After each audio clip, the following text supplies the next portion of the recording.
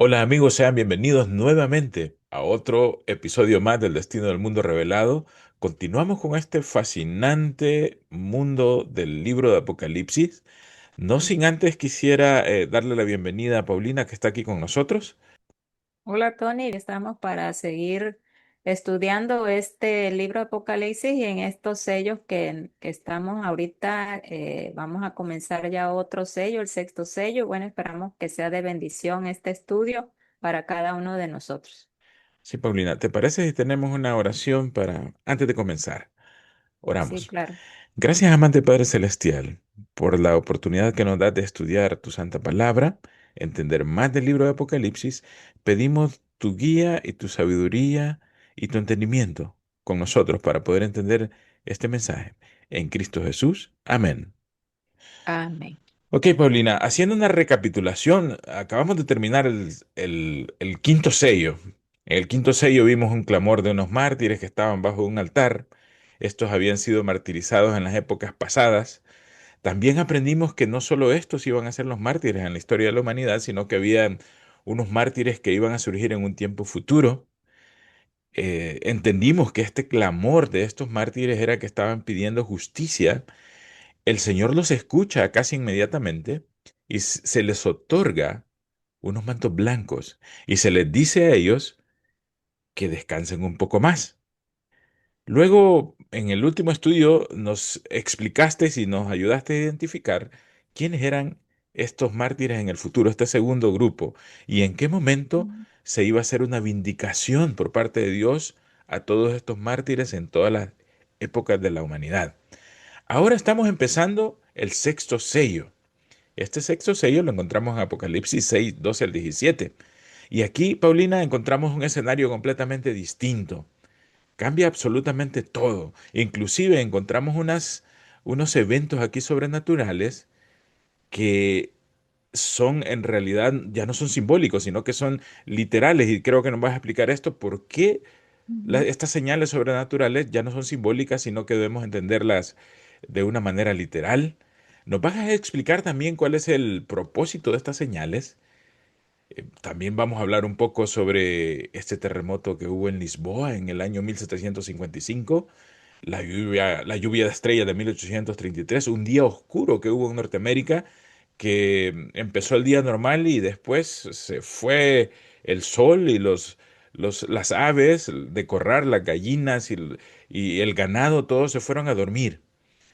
A veces nos hacemos la pregunta que por qué seguimos hablando de estos eventos antiguos, que son demasiado antiguos para traerlo a nuestro día, pero creo que con la explicación que nos vas a dar con este estudio, eventualmente va a ser imposible que este sexto sello lo cubramos en una sola sesión. Así que, Paulina, Ujú. creo que hay mucho material acá y es tu tiempo para que empieces a explicarnos de qué se trata este sexto sello. Sí, Tony, gracias. Bueno, vamos a continuar entonces. Tú bien ya lo comentaste, hay varios temas que vamos a profundizar, pero bueno, antes que nada, vamos a ver, vamos a recordar tantito en nuestro estudio pasado, bueno, vimos esta gráfica que ahorita, bueno, yo le aumenté ya otra información porque conforme vayamos avanzando en el estudio de estos sellos, nada más nos quedan este sexto sello y el séptimo sello, solo que antes de llegar al séptimo sello vamos a ver un capítulo donde hay un intermedio, Un antes de pasar interludio. al séptimo, un interludio, sí, antes de pasar al siguiente capítulo, porque tiene que ver, pues precisamente de cómo termina este sexto sello, tiene que ver ese interludio, es como la respuesta a una pregunta que se hace aquí en este sexto sello.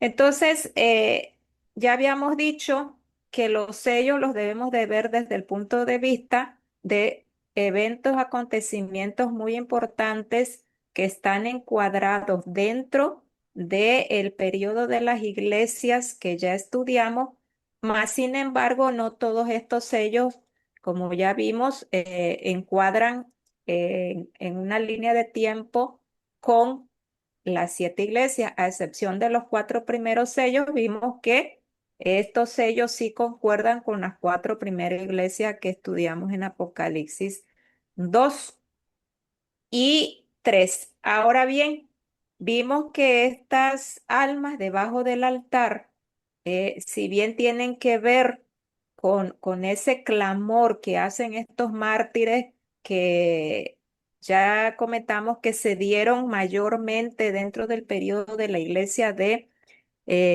Tiatira, donde hubieron más mártires en esa época, también por el periodo tan grande de supremacía que tuvo el papado. También, bueno, vimos que en general son todos los mártires desde la época de Abel hasta el último mártir que haya poco tiempo antes de que se cierre la gracia. Este quinto sello no encuadra perfectamente con el tiempo en el que termina Tiatira. Vimos que este sello se extiende hasta 1844, que es cuando comienza el juicio investigador. Y vimos también que este juicio investigador lleva un lapso de tiempo que termina cuando se cierra la gracia. Y vimos que también hablamos de 1888, cuando Cristo deseaba ya venir por su iglesia, pero bueno, eso no pudo ser y por eso se le pide a estas almas que descansen un poquito de tiempo. Entonces, establecimos que ese quinto sello abarca todo lo que es el periodo del juicio investigado. Ok. Eh, Paulina, entiendo eso, que se pierde la consecución de la línea del tiempo de las siete iglesias, porque tanto el quinto como el sexto sello tienen una particularidad, Paulina, y vas a estar de acuerdo conmigo. Estos tienen un Ujú, cumplimiento en dos etapas, una ujú, pasada y una futura. Y vamos a ver, ya vimos en el quinto sello, estas almas, se les dice que descansen porque falta una parte todavía de este sello que se cumpla. Y de esta misma manera vamos a encontrar aquí el sexto sello, que tiene también la misma...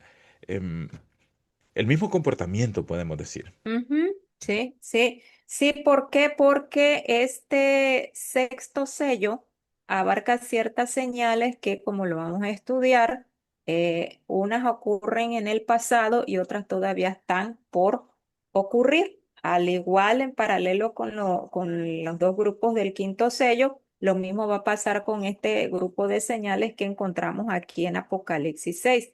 Ahora, quiero explicarles ahorita por qué el Señor, después de que estas almas están clamando y ellos dicen: ¿hasta cuándo, Señor, santo y verdadero, juzgas y vengas la sangre de los que moras en la tierra?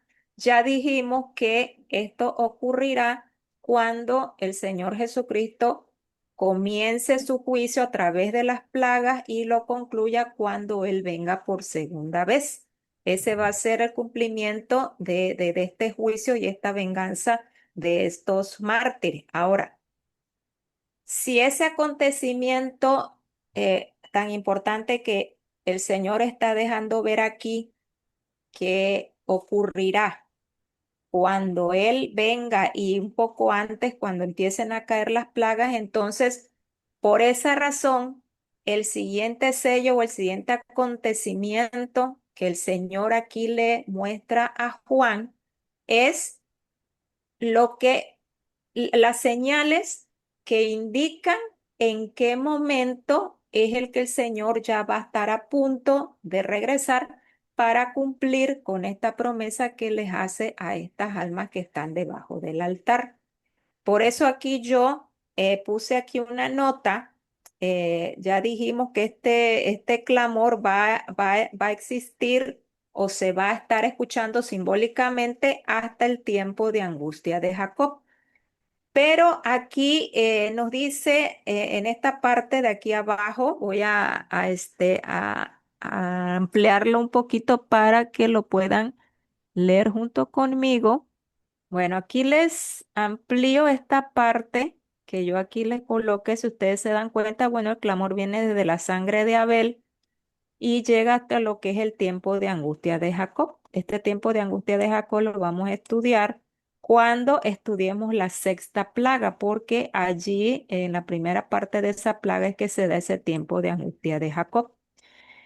Bueno, este clamor de los mártires sea, este clamor simbólico de los mártires se extiende hasta el tiempo de angustia de Jacob, porque se une al clamor de los 144.000 que claman por su liberación del decreto de muerte. Ya vimos en la clase pasada que estos 144.000 también van a ser vengados de su sangre porque ese decreto va a hacer que la gente tenga ya la libertad para matarlos. Entonces, aunque no los lleguen a matar, pero eso ya cuenta como que su sangre está sobre de ellos. Entonces, dice aquí. Eso, bueno, ya lo vimos en una cita del Espíritu Profecía. Aunque el Señor ha fallado sus causas en el juicio investigador y han resultado dignos de la vida eterna, por eso se les coloca la estolé Ujú. y tienen que esperar un poco de tiempo, dice, aún no pueden ver la venganza que Él hará de los que los martirizaron, porque ellos están descansando, están muertos y todavía ellos no pueden recibir ver ese hecho de esa venganza. Este clamor que se muestra tanto en la Biblia como en el espíritu de profecía ascendiendo al cielo durante todas las edades, representa la seguridad que Dios le da a su pueblo de que nunca se olvida de su sufrimiento, ¿sí? Por eso se oye constantemente este clamor desde Abel hasta el tiempo del fin, porque el Señor tiene presente que viene a vengar esa sangre de sus mártires. Dice, y que ciertamente cumplirá sus promesas en favor de sus hijos cuando venga por segunda vez. Por lo tanto, el sexto sello mostrará las evidencias de que pronto aparecerá para juzgar y vengar su sangre de los que moran en la tierra. Entonces, eso cuando pues sucede, ¿no? Que es lo que representa el tiempo de angustia de Jacob. Y por esta razón, si ustedes se van a dar cuenta, el quinto sello que empieza en 1848 hasta antes del fin de la gracia. Ahora que vamos a estudiar el sexto sello, vamos a ver que nos vamos a regresar un poco hacia atrás. Recordemos, Tony, ¿verdad? Ya lo habíamos dicho, que el Apocalipsis así se estudia. Nos da acontecimientos que van hacia adelante, pero después para explicarnos más esos acontecimientos, se regresa otra vez para darnos más detalles de acontecimientos que ya ocurrieron también más en el pasado. Entonces, eso es lo que nosotros vamos a estudiar en estos momentos. El sexto sello, ya las señales que muestran o que van a mostrar que el Señor viene pronto para juzgar a estas almas que están debajo del altar. Ujú. O sea, Paulina, que este sexto sello obedece al clamor de las almas que están bajo el altar. ¿Podríamos decir que es la respuesta de Dios a este clamor de estas almas que están bajo el altar? Bueno, mira, no precisamente que sea la respuesta de Dios para estas almas, porque sabemos que ellos están muertos Ujú. y todavía van a morir Más. otros Ujú. más.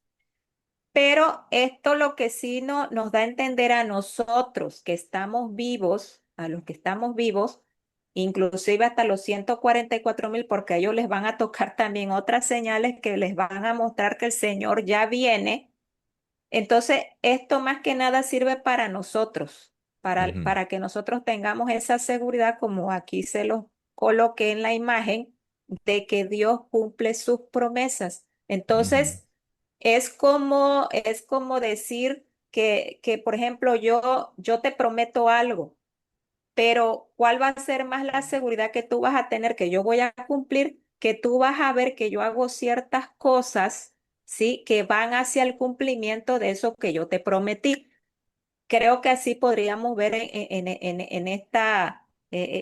este sexto sello, que es la seguridad que le da a nosotros como vivos de que realmente Él va a cumplir sus promesas hacia estos muertos. Y estos muertos, porque muchos de ellos no pudieron llegar a un momento en el que pudieran ver las primeras señales, pero sí ellos los que están vivos las van a ver y ellos cuando despierten, cuando Cristo venga por segunda vez, entonces ya se van a dar cuenta que efectivamente el Señor sí les cumplió.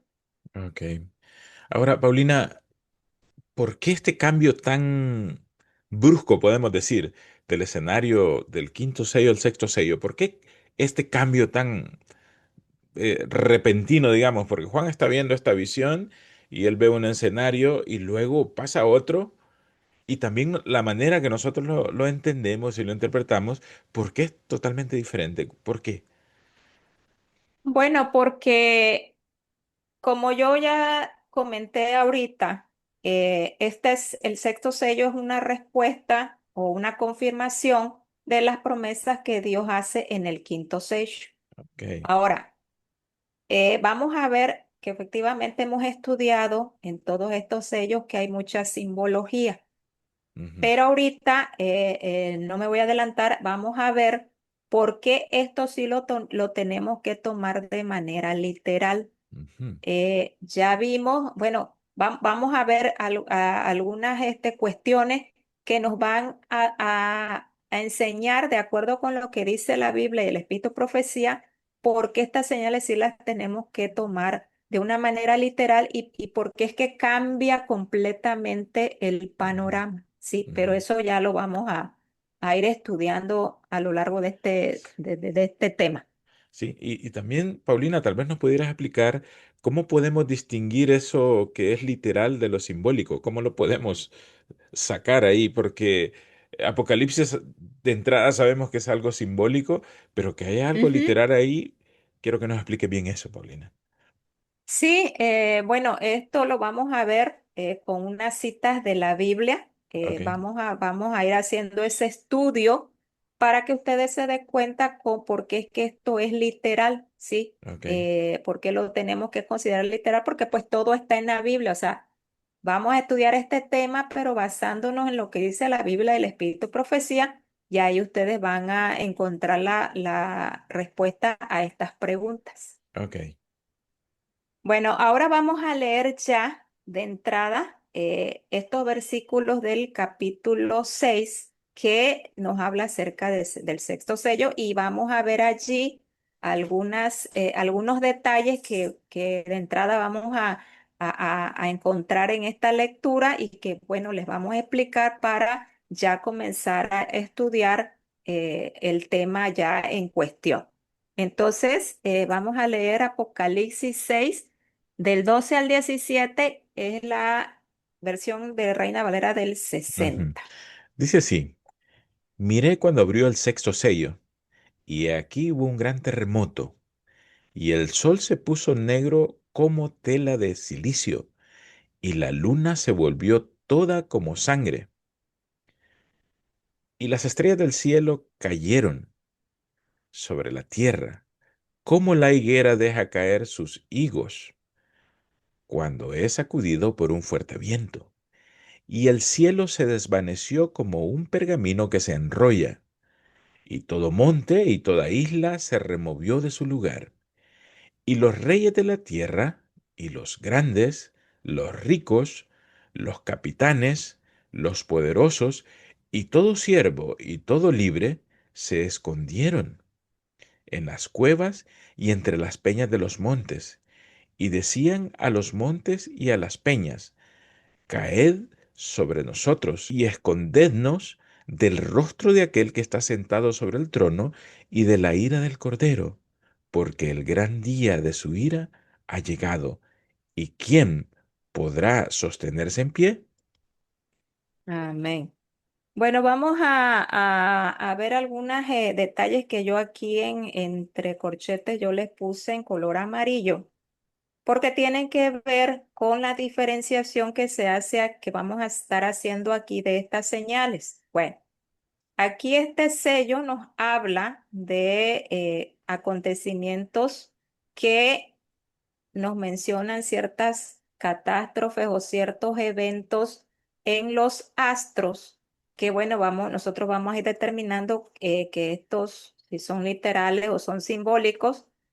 Y lo importante aquí es que distingamos que, por ejemplo, en este quinto sello aquí nos menciona que la luna se vuelve toda como sangre, no se oscurece. Una cosa es verla en sangre y otra cosa que la luna no dé su luz. También las estrellas del cielo cayeron, hubo caída de estrellas, no hubo oscurecimiento de estrellas, que eso también es importante que lo aclaremos aquí. Ahora, dice aquí algo muy interesante, dice que cayeron sobre la tierra como la higuera deja caer sus higos cuando es sacudida por un fuerte viento.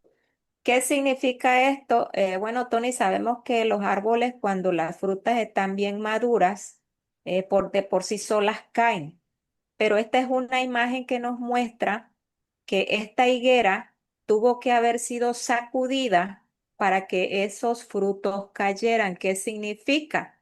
Esto nos da a entender que en este acontecimiento tuvo que haber algo, alguien que provocara que esto sucediera. Así como una persona va y mueve una higuera para que caigan esos frutos, Ujú, aunque la higuera todavía no esté para que se caiga naturalmente, esto nos puede dar a entender desde esta primera instancia que esto fue un evento sobrenatural. ¿Por qué? Porque no fue algo solo de las estrellas, sino que algo más hizo que estas estrellas ujú, cayeran. Esta es la simbología que podemos encontrar aquí, el significado que podemos encontrar aquí de esta simbología, perdón.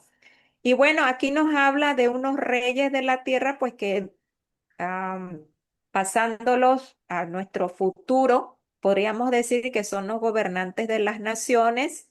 Los grandes, pues son los altos oficiales del gobierno, los ricos, los que son de la alta sociedad, los capitanes, pues son todos los comandantes militares, poderosos son los valientes en batalla y todo siervo y todo libre, pues ya se refiere a los ciudadanos comunes. Ahora dice, se escondieron. Aquí menciona que en Génesis 3:8, en Apocalipsis 16:15, que ya vimos que es el momento en que Cristo dice, bienaventurados los que pues, lavan su ropa para que no los encuentre desnudos y no se vea la vergüenza de su desnudez. Significa que como Adán y Eva, después de que pecaron, están desnudos y quieren esconderse de la presencia de Dios.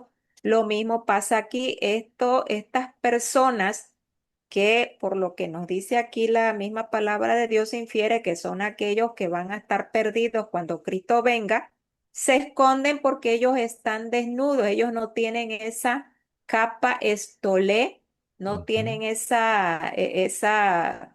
no tienen, perdón, primero la gimatión no la tienen puesta, la justicia de Cristo, y mucho menos la estolé, que es la que Dios les debió haber dado en el juicio investigador, pero desafortunadamente estas personas, pues ya que están perdidas, no la pudieron tener. Entonces, por eso ellos se esconden, porque sienten ese temor de ver al Señor. Eso lo podemos confirmar en Oseas 18, también en Lucas 23:30, si ustedes lo quieren buscar, tiene relación con este pasaje. Y dice aquí, porque el gran día de su ira ha llegado, ¿y quién podrá sostenerse en pie? Aquí en esta parte de quién podrá sostenerse en pie, esta es la pregunta que yo les comentaba que en el capítulo número 7, que es el que continúa, que es el interludio entre el sexto y el séptimo sello. Allí nos va a contestar el Señor quiénes son esos que podrán sostenerse en pie. Pero quiero leerles en Efesios 6:14, que también tiene relación con lo que es Apocalipsis 7 que vamos a estudiar. Aquí en Efesios 6:14 nos menciona algo muy interesante. Dice la palabra de Dios, dice, estad pues firmes y ceñida vuestra cintura con la verdad, revestidos con la coraza de la justicia. Entonces, ¿quiénes son los que van a poderse sostener en pie? Pues aquellos que están ceñidos de la verdad en la palabra de Dios, porque acuérdense que va a haber una controversia al final y revestido de la coraza de justicia. ¿De qué? De la justicia de Cristo, que es esa armadura, perdón, que es esa vestimenta, el gimation, que Dios les da en vida. Y vamos a ver que en este periodo de quién podrá sostenerse en pie son las personas que están vivas cuando Cristo venga. ¿Y quiénes van a hacer esa? Ya lo comentamos que son los 144.000 y que es el capítulo 7 que vamos a estudiar terminando este sexto sello. Sí, Paulina, es bien curioso notar todo el comportamiento de este sexto sello, porque estos eventos Ujú, sobrenaturales los está comparando con algo real, hace una comparación. ujú, La otra cosa que me llamó la atención es que empieza, no sé si es la segunda parte, la segunda etapa de este sello, cuando se mencionan a todos los estratos sociales, o sea que no va a haber nadie que escape de este evento que está sucediendo acá. ujú. Y cuando terminan una pregunta este sello, inmediatamente comienza un interludio que prácticamente es la explicación a esta pregunta que vamos a encontrar después que estudiemos este sexto sello. Entonces, Paulina, todavía estoy con esto que quiero que nos expliques. ¿Estas señales son literales o son simbólicas? Y si son literales, ¿por qué? Ok. Bueno, para estudiar esta parte de que si estas señales son literales o simbólicas, vamos a definir las que son literales. ¿Por qué son literales? Hay dos razones por las cuales vamos a considerarlas de manera literal, ya que hemos estado estudiando los sellos, todo simbolismo, porque aquí ya todo el panorama es muy diferente. Son literales la primera razón es porque el uso repetido de la palabra como, que es en griego os, en el texto parece ser muy significativo. Esto es una respuesta nos da Ranko Stefanovich en la Revelación de Jesucristo, página 244, que es muy interesante. Y dice que el sol se pone negro como saco de silicio, la luna como sangre, las estrellas del cielo caen como los higos de una higuera y el cielo se desvanece como un pergamino que se enrolla. Y miren lo que él explica aquí. En griego, esta palabra introduce una analogía figurativa de un evento real que se compara con algo que es figurativo. Esto sugiere que las señales celestes deben entenderse literalmente. O sea, es decir, si la palabra de Dios me está diciendo que el sol se pone negro como saco de silicio, ¿qué significa? Aquí ya vimos nosotros en el caballo negro, vimos este color y lo comparamos con este saco de silicio. Entonces, si él se pone negro como saco de silicio, significa que yo estoy comparando una realidad con algo que es una figura o un simbolismo. Entonces, yo el sol lo comparo con un saco de silicio, del color de un saco de silicio, significa que tengo lo literal y tengo lo simbólico, ¿sí? La palabra como es lo que nos hace entender en primera instancia que esto es algo literal. Estas señales se están dando en estos astros físicos que nosotros conocemos como tales. En el quinto sello, cuando se les entregan la estolé, estos mantos, nunca los compara con algo literal, Ujú. entonces se toma como un lenguaje simbólico, pero aquí cuando hay ese comparativo nos da un indicio que está algo por suceder ahí, ¿verdad? Claro, porque tú no puedes comparar un simbolismo con otro simbolismo porque nunca vas entonces a encontrar el Ujú, significado correcto. en la Biblia. Entonces la Biblia realmente está escrita de tal manera que la podamos entender. Entonces, si a mí me compara un símbolo con otro símbolo, entonces ¿dónde voy a saber yo qué es lo que realmente significa si no tengo una base para poder establecer el significado literal de esa expresión? Ok. Bueno, la segunda razón de decir que es literal y es la más importante porque la misma Biblia no lo dice. Nosotros tenemos que hay tres referencias del sexto sello que son tomadas de una expresión literal que se encuentra en el Antiguo Testamento. ¿Cuál es ¿Cuál es esas referencias? Bueno, las que se refieren, por ejemplo, aquí que el sol se convierte en tela de silicio, la luna en sangre. Ahí van dos referencias, pero también en este capítulo del sexto sello también nos habla al final, en la segunda parte de ese día grande y terrible de Jehová. En el libro del profeta Joel se describen dos de las mismas señales que se le muestran al apóstol Juan en el sexto sello y que tienen que ver con los acontecimientos previos a la segunda venida de Cristo, al gran día de la ira del Cordero. ¿Y cuál es ese pasaje? Bueno, recordemos que la Biblia, específicamente el Antiguo Testamento, está lleno de imágenes que son paralelas al libro de Apocalipsis. O sea, todas las imágenes de Apocalipsis están tomadas de la Biblia, desde el Génesis hasta el último libro antes de Apocalipsis. De allí tomamos todas las imágenes.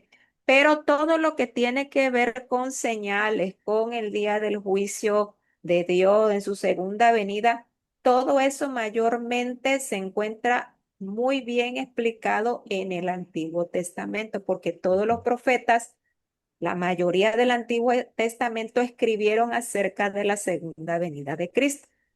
Entonces, ¿por qué dice aquí en Joel 2 30 y 31, que es la Biblia de las Américas?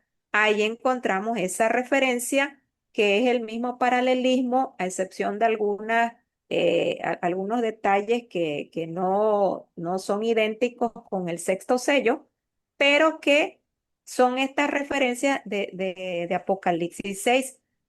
Dice aquí en primer lugar, dice Joel 2:30, dice, y haré prodigios en el cielo y en la tierra. Cuando el Señor habla de prodigios en el cielo y en la tierra, se refiere literalmente al cielo y a la tierra donde Él muestra sus maravillas. Aquí no hay ningún simbolismo. Dice que va a haber sangre, fuego y columnas de humo. El verso 31 dice, el sol se convertirá en tinieblas y la luna en sangre antes que venga el día del Señor grande y terrible. Entonces son tres referencias del sexto sello que tenemos aquí. ¿Cuáles son? Que el sol se convierte en tiniebla, la luna en sangre y el día del Señor.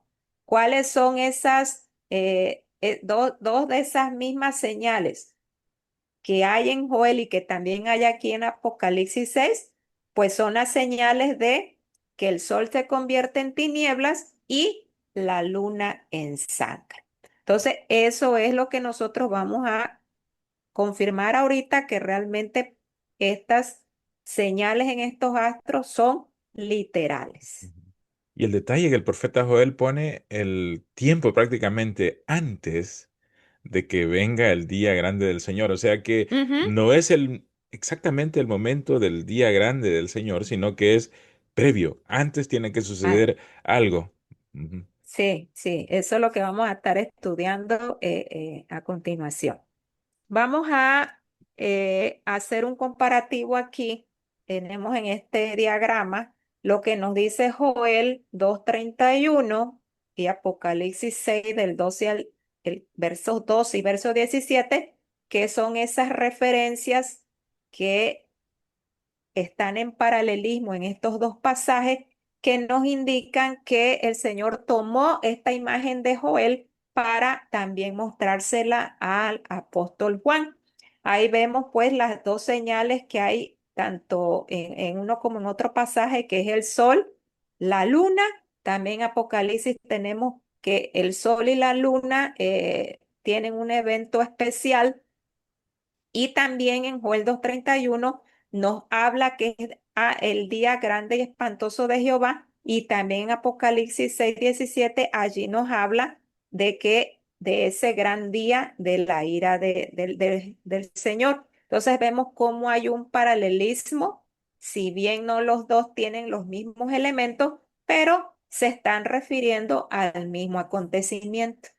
Y eso que tú mencionabas, que en Joel, ahí nos especifica que son antes de la venida del Señor, eso también lo vamos a estudiar aquí en otro recuadro para que ustedes lo vayan entendiendo mejor. Hay una referencia muy interesante que encontramos en el conflicto de los siglos, en la página 320. Ustedes allí pueden estudiar estos temas. De hecho, vamos a ver algunos fragmentos de estos capítulos del Espíritu de Profecía donde nos habla de estas señales, nos habla de todo este sexto sello, cómo es que ella interpreta todas estas señales, pero Guillermo Miller, que bueno, nosotros ya sabemos que es el que estudia las profecías de Daniel y llega a la fecha de 1844, él en su estudio, él hace como un análisis de cómo él puede o cómo se pueden interpretar las profecías. Y esta es un fragmento que a mí me gustó mucho porque tiene que ver con esto que estamos hablando de estas señales, si son literales y son simbólicas. De paso, ya nosotros al principio del estudio de Apocalipsis, ya les explicamos cuáles son los principios que tenemos que seguir para estudiar el Apocalipsis, pero aquí vamos a recordar uno de ellos. Entonces, vamos a leer esta cita.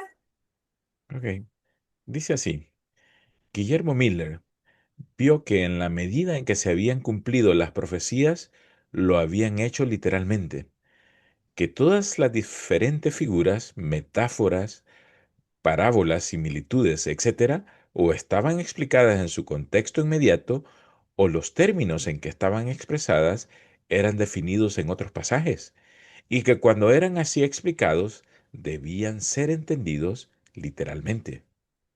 Aquí hay dos formas de cómo él menciona que estas profecías eh, para él se estudian y se deben de entender literalmente una.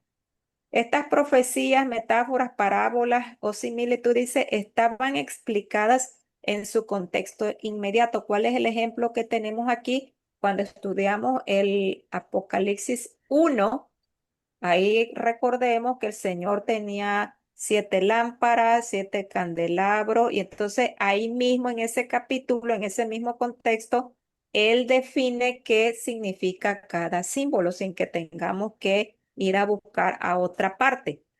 Pero dice que también la otra manera es que los términos en que estaban expresadas, recordemos que ahorita en el término en que está expresado Apocalipsis 6, que nos habla de el sol como el sol se convierte se oscurece y la luna en sangre, esos términos están definidos en otros pasajes, en este caso en el pasaje que estudiamos del libro de Joel.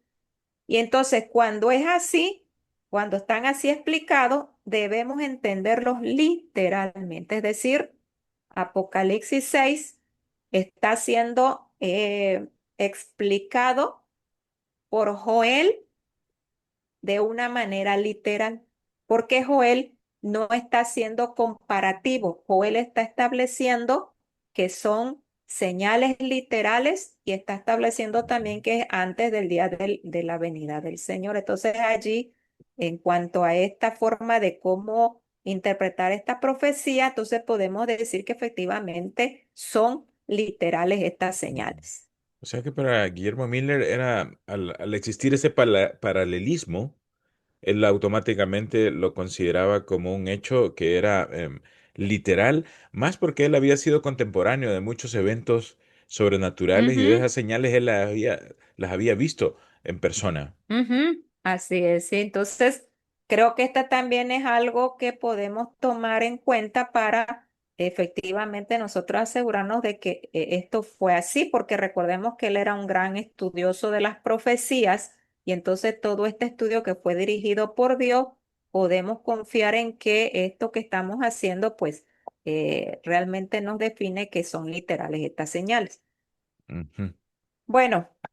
Pero hay una cita del Espíritu de Profecía en Primeros Escritos en la página 41 que la hermana White pues es más clara al mostrarnos que las señales, ella habla específicamente que dio el Señor Jesús a sus discípulos en Mateo 24, que esas señales tienen que ver con estas señales de Apocalipsis 6.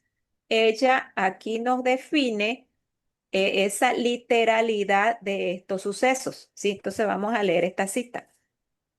Sí, es bien interesante, Paulina, porque fíjate que en este año, 1848, según entiendo yo, había bastantes dudas. De hecho, el chasco ya había pasado.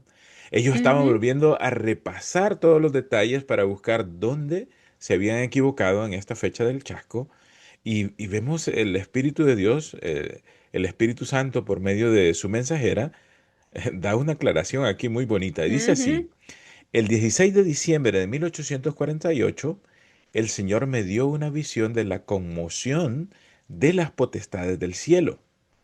Vi que cuando el Señor dijo cielo, al anunciar las señales indicadas por Mateo 24-29, Marcos 13 y Lucas 21, quería decir el cielo. Y cuando dijo tierra, se refería a la tierra. Las potestades del cielo son el sol, la luna y las estrellas. Gobiernan en los cielos. Las potestades terrenas son las que gobiernan en la tierra. Las potestades del cielo se conmoverán a la voz de Dios. Entonces el sol, la luna y las estrellas se desquiciarán de su asiento. No se aniquilarán, sino que se conmoverán a la voz de Dios. Estos primeros escritos, Sí, sí, página 41. sí, de hecho aquí, bueno, ya podemos ver que ella se refiere a la literalidad de estas señales. Ujú, Estas señales que el Señor da en Mateo 24-29, pues es cuando los discípulos le preguntan acerca del fin del mundo y cuando Él iba a regresar, recordemos que Él les da toda una serie de eventos de manera cronológica ujú, de que se aplican tanto a la destrucción de Jerusalén como también el Señor la estaba dando para aplicarla para nuestro tiempo, para el fin del mundo.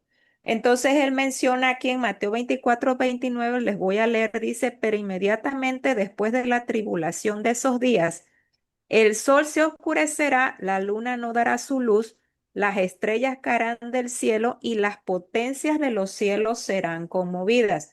A esto se refiere la hermana White cuando habla de esta conmoción de estas potestades del cielo, especificando que lo que el Señor aquí está mencionando es literal, son los astros literalmente que van a darnos ciertas señales y conforme vayamos avanzando en el estudio, vamos a ver que estas señales que Dios le dio, que el Señor les dio aquí a sus discípulos, tienen que ver pues con todos los acontecimientos que iban a pasar, que nos iban a señalar a su pronta venida. Por eso esto está ujú. relacionado con este sexto sello.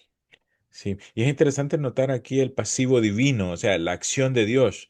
En el sello Ujú, dice que las estrellas se conmueven, la luna, el sol, pero como bien dijiste al principio, no fue algo por casualidad, sino que hay una ujú. mano detrás aquí de todo esto, y esta cita de Elena White lo confirma. Sí, Las potestades del cielo as- se conmoverán a la voz de Dios, o sea, Dios está actuando y hablando de esa manera, porque nos quiere decir sí. algo muy importante. Ok, Paulina, estamos viendo acá el escenario que Dios está interviniendo y nos quiere decir algo en este sexto sello. Y hay una generación que tiene que recibir este mensaje. Ya leímos algo de Guillermo Miller, que él estaba entendiendo algo en ese momento, pero la pregunta es, ¿en qué momento comienzan a cumplirse estas señales? ¿En qué momento de la historia y por qué en ese momento era necesario que se cumplieran? ¿Tal vez nos puede explicar eso? Sí, claro, mira, en qué momento se debían comenzar a cumplir estas señales del sexto sello para que nosotros entendamos y veamos que efectivamente el Señor aquí en estos sellos no es que tengamos que seguir una línea de tiempo progresiva, sino que ya aquí desde a partir del quinto sello hasta el séptimo sello, el Señor lo que nos está mostrando, bueno, nos sigue mostrando esos acontecimientos importantes que hay dentro de esta generalidad que hemos estudiado de estas siete iglesias. Bueno, para contestar esta pregunta, vamos a leer en la palabra de Dios, segunda de Tesalonicenses 2, del 1 al 3. Aquí nos va a hablar Pablo. En su época, muchas personas, muchos creyentes pensaban que el Señor iba a venir en el tiempo de ellos y que por lo tanto, bueno, si nosotros estamos pensando y estamos relacionando que estas señales tienen que ver con el gran día de la ira de Dios, con su segunda venida, entonces vamos a ver qué es lo que tenía, qué otra señal el Señor da para que nosotros podamos establecer cuándo comenzarían ya a tener importancia esas señales en el contexto histórico de que estamos estudiando. Así que vamos a leer esta cita. Dice así, Paulina. Segunda de Tesalonicenses 2, 1 al 3. Esta es la Biblia de las Américas. Pero con respecto a la venida de nuestro Señor Jesucristo, este es el evento, y a nuestra reunión con Él, os rogamos, hermanos, que no seáis sacudidos fácilmente en vuestro modo de pensar, ni os alarméis, ni por espíritu, ni por palabra, ni por carta, como si fuera de nosotros, en el sentido de que el día del Señor ha llegado.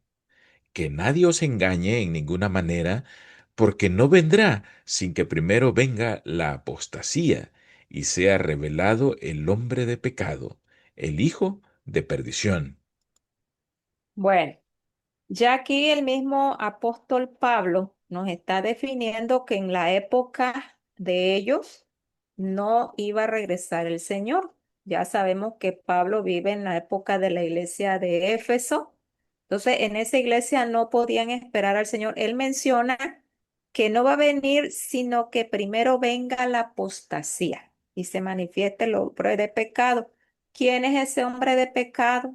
¿Cuál es esa apostasía? Bueno, nosotros ya estudiamos, cuando estudiamos las iglesias, vimos el diagrama de cómo se iba inmiscuyendo dentro de la iglesia cristiana esa apostasía.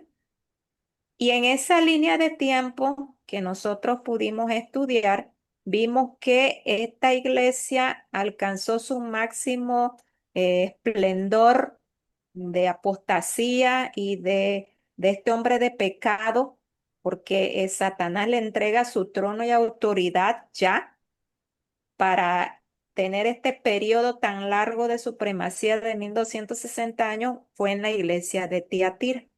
Entonces vimos que desde Éfeso hasta Tiatira se fue desarrollando ese misterio de iniquidad hasta llegar a su máximo esplendor en los años del 538 a 1798. Ahora bien, entonces, ¿qué significa esto? Que esa venida del Señor Jesús no la deberían de estar esperando, sino hasta que ya apareciera este hombre de pecado. Este hombre de pecado aparece en la iglesia de Tiatira. Podríamos estar considerando, y lo vamos a ver en el estudio, que por los años 1700, más o menos, en adelante, debería ya de estarse esperando la venida del Señor, mientras durante la iglesia de Éfeso, Esmirna y Pérgamo, ese acontecimiento no era relevante todavía hasta que llegáramos a la iglesia de Tiatira. Bueno, hay una cita también muy interesante que tiene que ver con lo que la hermana White hace referencia con este versículo del apóstol Pablo que acabamos de leer. Vamos a leerla. Ujú. Dice, el apóstol Pablo advirtió a la iglesia que no debía esperar la venida de Cristo en tiempo de él. Ese día, dijo, no puede venir sin que haya venido primero la apostasía y sin que haya sido revelado el hombre de pecado. Según de Tesalonicenses 2:3.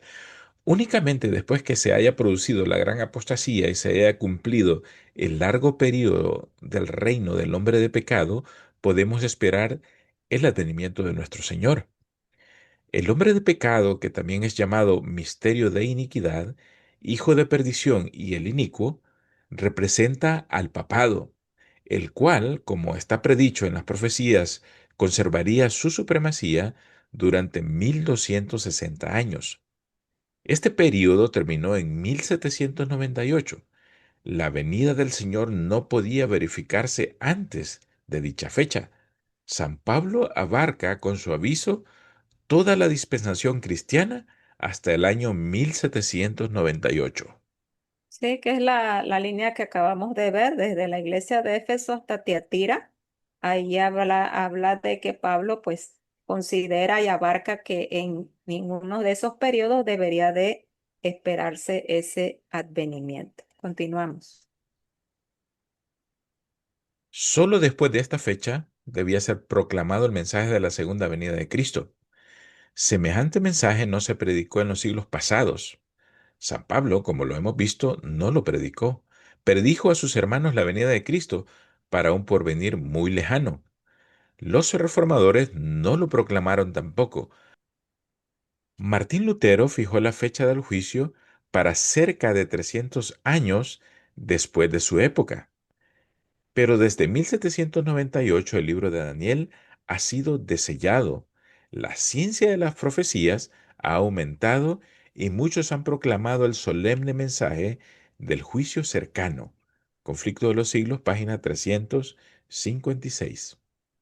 Y bueno, entonces ya vemos que ella, pues al igual que Pablo, bueno, aquí nos explica que este periodo que es cuando culmina el papado 1798, es cuando ya este mensaje de la venida de Cristo se va a dar, se va a empezar a dar, pero también va a ir acompañado con ciertas señales que van a dar una veracidad de lo que estas personas van a o estuvieron predicando en ese momento.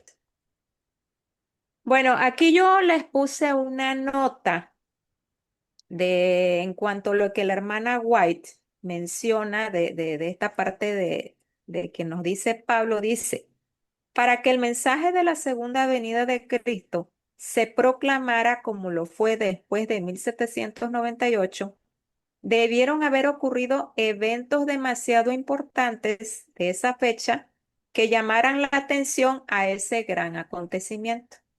Ese fue el papel que desempeñaron las señales del sexto sello. O sea, efectivamente, este mensaje no se iba a proclamar así nada más sin que antes estas personas que estudiaran, vieran las profecías, vieran cosas espectaculares o especiales que los llevara a pensar en todos estos acontecimientos. Entonces, eso es lo que vamos nosotros a estar estudiando. Mm. O sea, prácticamente, Paulina, lo que estás explicando que estos eventos son como un campanazo o como tocar el timbre o como un toque de Dios, porque algo está por suceder en este momento. Y por eso ahora me Sí. explico por qué surge el primer gran movimiento, el primer gran despertar religioso, ¿verdad? Ah, sí. Sí, y esto, mira, tiene que ver, hablando de campanazos, tiene que ver con algo que nosotros ya habíamos estudiado. ¿Por qué esta verdad no se iba a predicar en ese tiempo? Porque no era una verdad presente. Recordemos si nosotros vamos al santuario que ya vimos esta gráfica, recordemos que el Señor cuando sube al cielo empieza a tener ciertos ministerios y de acuerdo al ministerio que va teniendo en el santuario es la verdad presente que aquí en la tierra se tiene que predicar. ¿Por qué? Porque dice la hermana Guay en Joya de los Testimonios, tomo 3, página 275, dice, poderosos mensajes han sido enviados por Dios y por Cristo a su pueblo para apartarlo del mundo y conducirlo paso a paso en la clara luz de la verdad presente. En ese periodo, desde la iglesia de Éfeso, como lo vemos aquí en el santuario, hasta llegar a lo que es la iglesia de Tiatira, no se podía predicar esa verdad porque realmente el Señor no pensaba venir en ese tiempo porque Él estaba haciendo una obra, tenía que hacer una obra primero en el santuario celestial para poder regresar. Y te acuerdas, Tony, que cuando empezamos a estudiar ya la iglesia de Filadelfia, que ya tiene que ver con el comenzar de la fiesta de las trompetas. Ahí se tocaban las trompetas para avisar de un acontecimiento que pronto se iba a llevar a cabo, que era el día de la expiación. Ujú. Entonces, a partir de la iglesia de Filadelfia, bueno, como tú lo comentaste, empezamos a ver desde Sardis, empezamos a ver todo ese despertar religioso, ¿sí? Porque el Señor ya iba a pasar a otra actividad en el santuario celestial que lo iba a llevar prontamente para su segunda venida, porque si recordamos, en el lugar santísimo, cuando venía el día de la expiación, los sacerdotes hacían una obra especial, la gente tenía que estarse preparando porque al final él ponía las manos sobre un macho cabrío para sacar esos pecados del santuario. Entonces ya vimos que estamos ahorita en el día de la expiación, donde el Señor está también llevando a cabo ese juicio investigador y que ya en el tiempo en que estamos viviendo, ya para nosotros también es más cercana la venida de Cristo.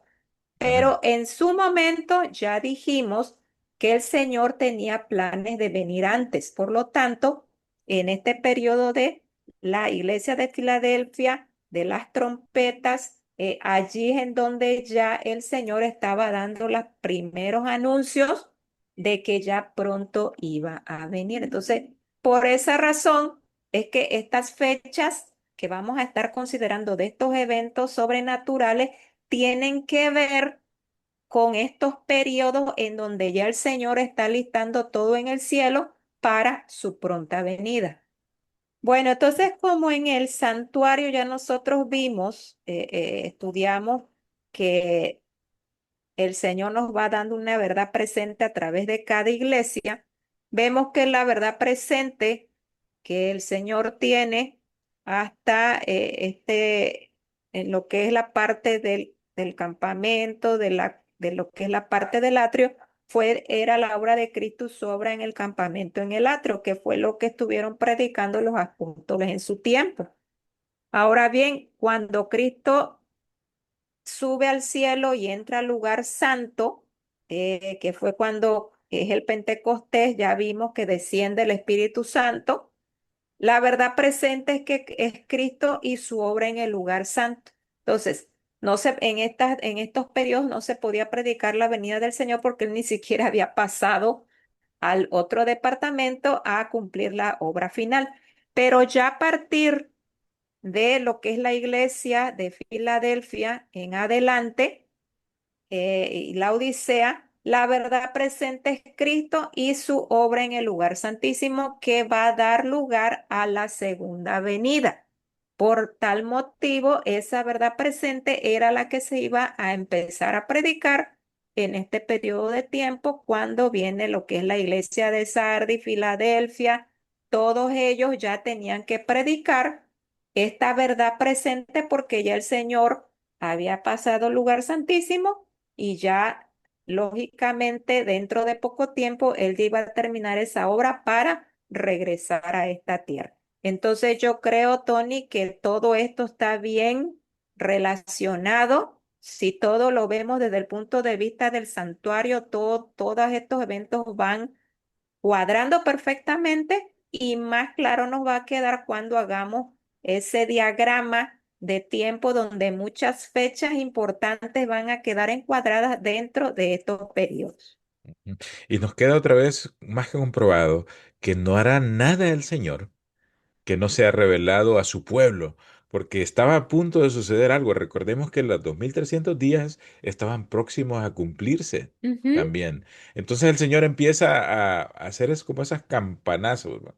Esos trompetazos, un terremoto, un señales, porque está sucediendo algo. Entonces es increíble la misericordia del Señor para con su pueblo, que no nos deja perdidos, para que nosotros reconozcamos y nos preparemos, levantemos cabeza y entendamos de qué se trata todo esto, ¿verdad?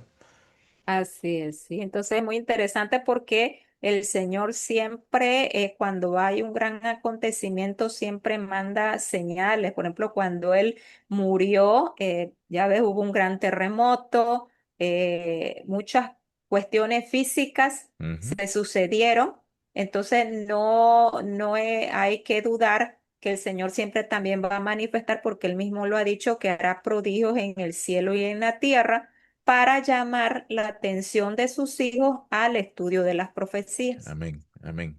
Bueno, entonces hasta aquí, Tony, vamos a dejar el estudio de este sexto sello. Es muy interesante todo lo que aquí vamos a estudiar.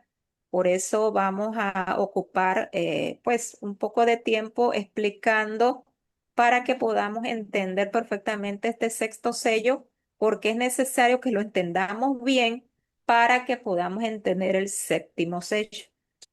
Bueno, entonces esto es todo por hoy, Tony. Muchas gracias también por tu apoyo y bueno, esperamos que nos acompañen para el siguiente estudio, que también va a estar muy interesante. Sí, les invitamos a nuestros amigos que nos acompañen porque Paulina nos va a seguir explicando esto. ¿Por qué este terremoto de Lisboa? ¿Por qué surgió en Europa? El día que el sol se fue y que hubo oscuridad ese día fue en América. Paulina nos va a explicar por qué esos cambios geográficos. La lluvia de estrellas también fue en América y hay un intervalo de tiempo de un evento a otro. Todo esto Paulina nos lo va a explicar, así que no se pierdan el otro estudio. Vamos a ir explicando esto y no se les olvide compartir este video, darle clic al like, porque de esa manera nos ayudan a compartirlo a otras personas y sigan orando también por nosotros aquí en este estudio para que nosotros podamos explicar mejor estos asuntos. Así que, Paulina, muchas gracias nuevamente y nos vemos hasta la próxima. Hasta luego. Hasta la próxima. Bye bye.